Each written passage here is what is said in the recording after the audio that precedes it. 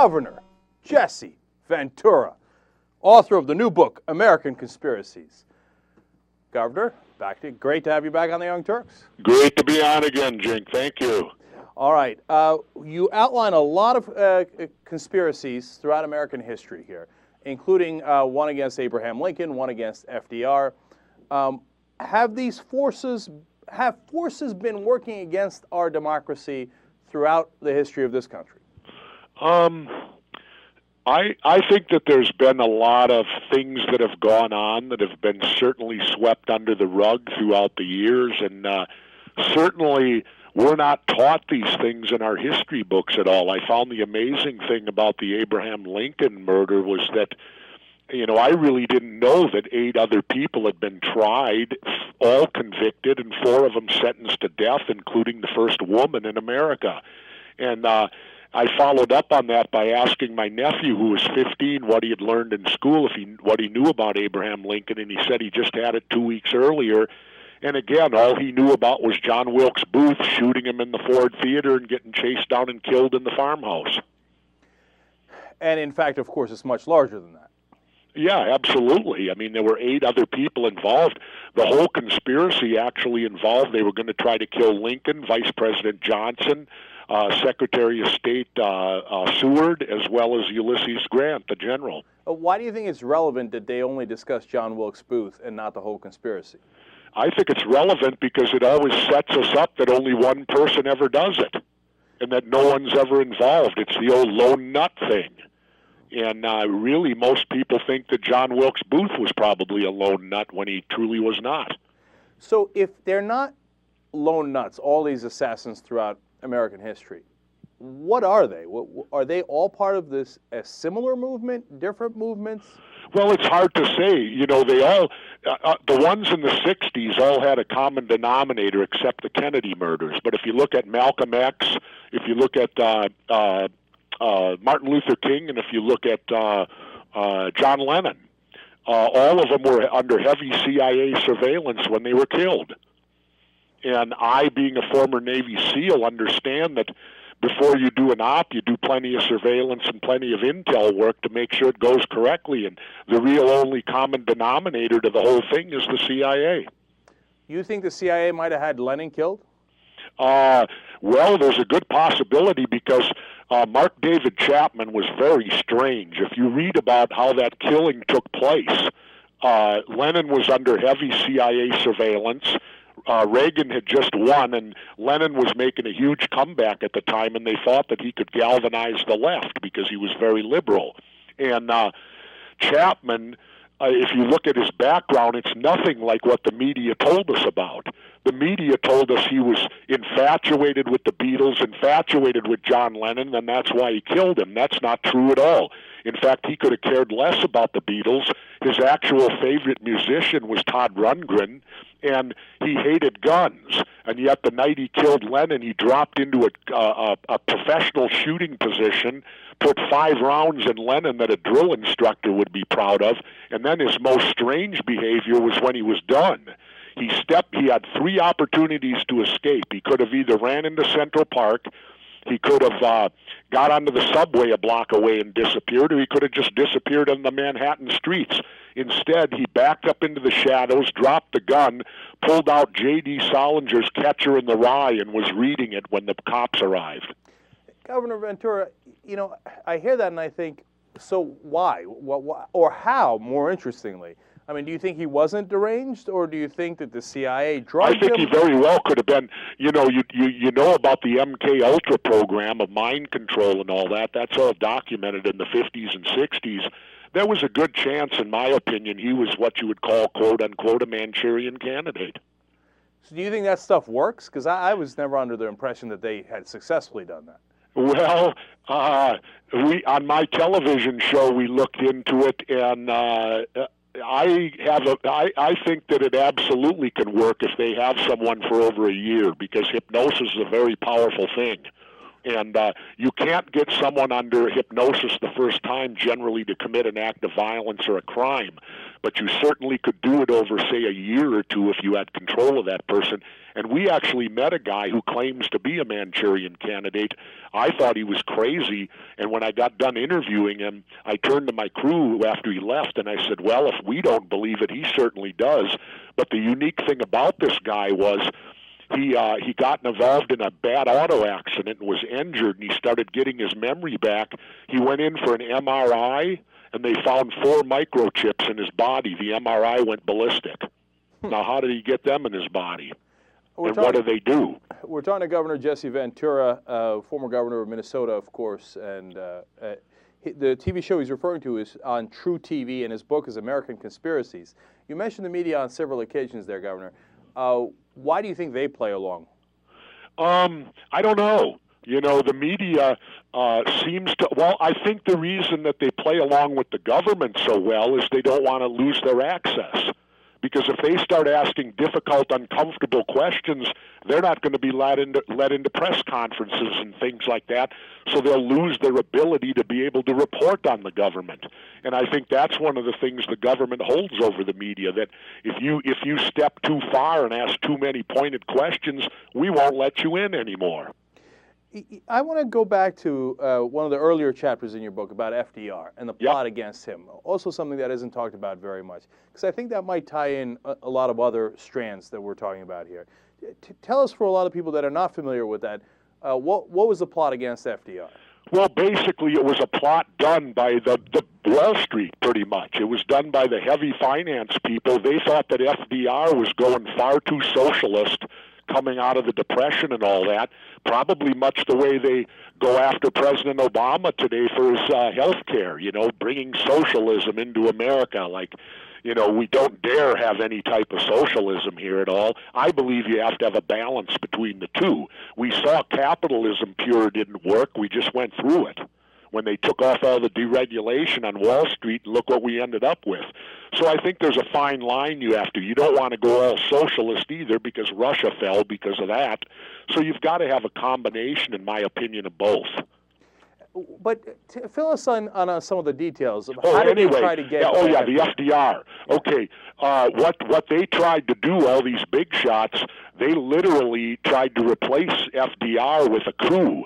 And they picked out General Smedley Butler, who was going to replace FDR temporarily, but the problem was Smedley Butler had won a couple of Congressional Medal of Honor, and they picked the wrong guy because he informed on them and reported it all, and they all got caught, yet none of them were prosecuted, nor none of them ever, the thing was basically hushed under the rug. So, and I agree with you when you say General Butler should be a hero that we should all talk about and we should know more about, because he helped to save the country in a lot of ways. And, you know, it's an interesting phenomenon that you point to, where capitalists sometimes, in order to make more money, want to be able to control other governments, because General Butler also talked about how he went to Latin America and did the bidding of corporate America earlier in his career, whenever they wanted to control the oil in Mexico or the fruit in Central America, that they would use the Marines, basically. Absolutely. And so they want to have some degree of control over here as well. But, you know, and so have these conspiracies happen? Well, the FDR thing's a fact, obviously, and we see many others. We talked on an earlier time that you appeared on the program about the Gulf of Tonkin, and that was a conspiracy and a lie by the American government. The question is, how does that translate to now? I mean, are there still the same forces at play? Are they doing the same tricks? Are they different tricks? I think it's worse today. I think it's the old cliche. They got away with it before, so they certainly can get away with it now. And I think it's actually worse today with all of that going on. Why today, worse? The government uses national security to cover up anything they do wrong. You know, if they break the law or violate the Constitution or whatever they do, and it gets exposed, the first thing they do then is call it national security, sweep it under the rug, and lock it up for 50 years where we can't see anything. Classic case is Lee Harvey Oswald. I mean, when you look at him, okay, what they told us is this guy was a Marine private, got out of the Marines, defected to the Soviet Union, married a Russian girl, came back, got angry at Kennedy, and killed him. Well, if that's the case, why would anything need to be locked up because of national security? Did you know today you still cannot get Lee Harvey Oswald's tax return because of national security? Now, how would his tax return affect national security? Well, if he was a paid CIA agent or something and got money from the government, it would leave a paper trail. And if he was connected to any of the alphabet agencies, which I believe he was, that would lead you right there by seeing his tax return. Governor Ventura, how do you think the CIA, which you mentioned in a lot of these plots, is connected to the business interests on Wall Street, et cetera, which you also mentioned as organizing some of these plots? I'm sorry, come at me with that again. How do you think the CIA is connected to the big business interests? Well, you know, after reading Colonel Fletcher Prouty's book, the CIA is a complete fraud in what it does. They tell us that it's to gather intelligence and all that, but the reality is the CIA's job is to go out and start wars in third world countries, according to Colonel Fletcher Prouty. Why is that? Because you want me to go into all that? Okay. I mean, because it's a natural question. Why would they want to start a war? I got to back up then. You got to go to the end of World War II. Right before we were going to, right before we dropped the bombs on Japan, we thought that we were going to have to invade. So they moved huge armaments into Okinawa. Well, then they subsequently dropped the 2 bombs and they didn't have to invade. Well, Fletcher Prouty, in his book, told what happened to all those armaments. You know what happened to them? What's that? Half of them were sent to Korea and half of them were given to Ho Chi Minh. Because what took place at the end of World War II was a meeting that Prouty was privy to, where the 4 of them got together and talked, and Prouty refers to the elites being even who's above them. Now, who's above Stalin, who's above Roosevelt, who's above Churchill, who knows? But apparently it scared these people with the nuclear bomb so bad that they decided at that point, according to Prouty, that all wars from then on would be fought in third world countries. They would have no direct objective for victory for the military. And when you look over the past 50 years, that's exactly what has happened. So, you know, the truth is in what happened. And when you look at it, it's exactly what Fletcher Prouty talked about. You know, of course, I don't know what to think of all the specifics. I mean, I read what you wrote, and it's interesting and compelling in many ways. But, you know, for those who are skeptical, then you look at Iraq. We sold them weapons. Donald Rumsfeld sold them weapons and then invaded Iraq for an indefinite war with no end to get rid of those weapons. Yep. Well, we also did the same thing with Iran. Well, we haven't invaded them yet, but... Well, we haven't invaded them, but we've supplied Iran with massive amount of weapons to fight with, too. We supplied both Iran and Iraq with the weapons that they used against each other. And the guy who set up Halliburton's office in Tehran, Iran, against American law, but he did it through a subsidiary in the Cayman Islands, was a guy named Dick Cheney. Yeah. So you look at this and you go, things that make me go, So we're talking to Governor Jesse Ventura. The book is American Conspiracies. It's also got a show on True TV. Governor, my thought is, in the old days when you had private corporations and private banks and you had the Rothschilds and the Rockefellers, et cetera, you could do a smoke-filled room, right? But these days, in some ways, it is scarier, as you mentioned earlier, because they don't need the smoke-filled room and they don't need to get together. I feel that since the advent of public corporations, the system self-selects the greedy, self-selects the people who are going to play ball.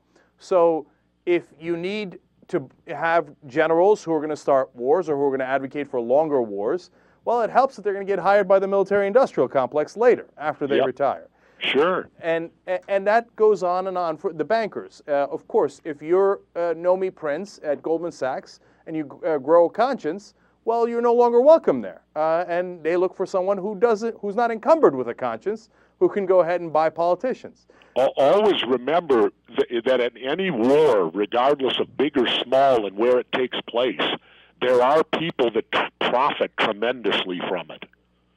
You know, there's money to be made at war. And that's one of the reasons I believe they fight them. And now, finally, let me ask you about how it works in present day, too. Because you see people like Glenn Beck and O'Reilly and Hannity and the whole right-wing media push for the wars and push for deregulation of the banks, all the things that wind up helping these same guys. So, to put it in a kind of a funny way, do you think that they're in on it? I don't know. I don't think they're directly in on it, but I think that the higher ups are in on it. These are just the mouthpieces. You know, they're the ones that go out there and are the mouthpieces that we see.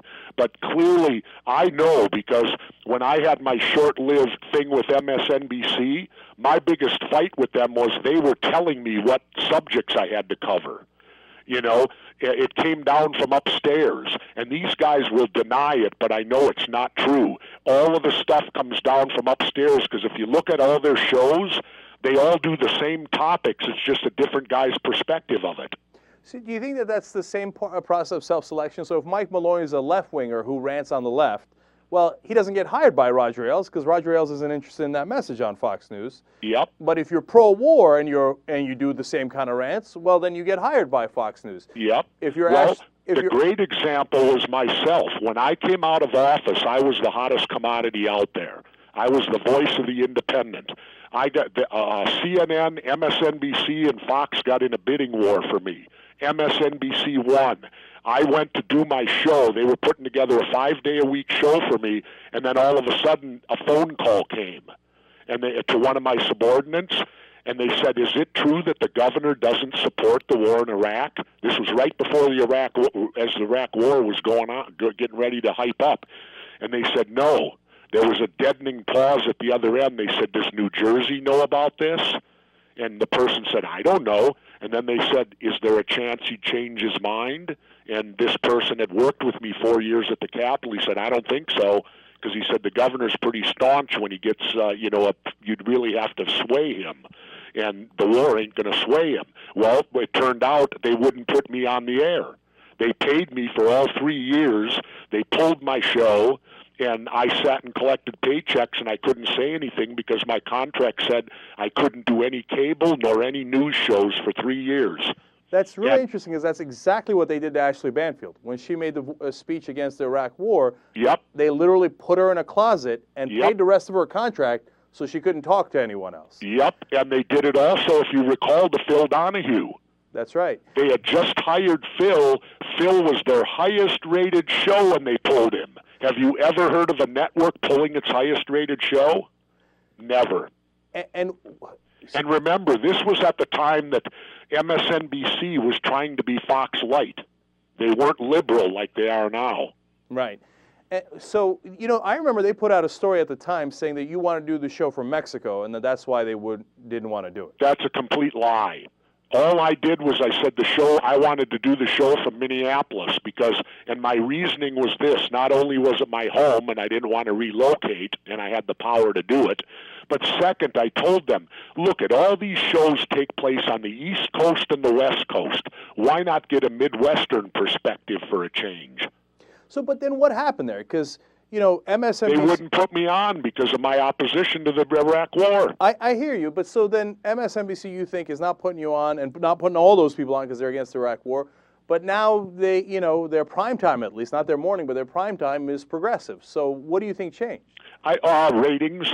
They finally realized they were never going to beat Fox. So then they made it. Well, if you saw, when Keith Olbermann first came on, he was conservative. Then all of a sudden he made a about face 180 degrees and became a liberal. I'm sure he would contest that. Well, he might contest it, but at the moment he was hired, they were still a conservative station. Let me ask you one more thing. When you were the governor, you say in the book that the CIA came and talked to you. What did they talk to you about? Well, they asked if they could meet with me in the basement of the Capitol, and I agreed, and I went down there. There were 23 members of the CIA. All they wanted to know about was how I got elected. Well, why do they care? They're not supposed to operate inside the United States. So. Exactly. I asked them that. Well, I called my friend Dick Marcinko later because I was confused too. And do you know who Dick Marcinko is? No. Well, he writes all those Rogue Warrior books. He's the former commander of SEAL Team 6, friend of mine that is very well connected, operated Red Cell and all that. He's a true warrior. And I called Dick and I told him what happened, and Dick said, well, he said, I don't know, but I can give you my opinion. I said, tell me. He said, they didn't see you coming. So they're trying to learn how you won. Now, did they want to know to stop another independent from being elected? That's what I think it was for. So they could learn how I got elected so that they could attempt later to derail any other third-party candidates that could do what I did. You know, there's, of course, a theory that people, whoever they are not interested in people who don't play ball. You don't play ball. Elliot Spitzer didn't play ball. Eric Massa didn't play ball. Pete Stark didn't play ball. Ashley Banfield didn't play ball. And you begin to see a pattern here. Let's take Elliot Spitzer as an example. Do you think that that was a coincidence that the bank happened to out him on those finances, or do you think that was part of a larger agenda?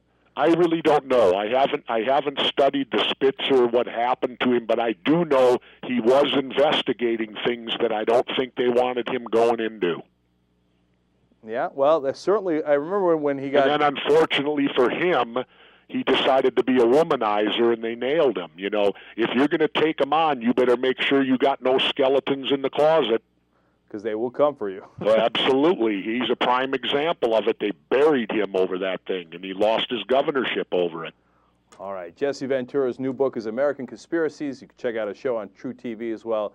Governor Ventura, great having you on the Young Turks. Really always a pleasure to be on, and keep up the good work and keep talking about stuff because, you know, we're going to have to fight for our First Amendment rights here pretty quick. We've already lost the Fourth Amendment, illegal search and seizure, and they've taken away habeas corpus from us, and I can't believe President Obama hasn't reinstated that stuff and got rid of the Patriot Act. Well, there are a lot of unbelievable things about the direction Obama's taken. Yep. I think they got to him. Whoever they is. All right, we're going to have to talk about that next time. That's a good topic. Governor Ventura, thank you so much for joining us. Thank you. My pleasure. Have a good one. All right, you too. Bye-bye. Bye-bye. Young Turks.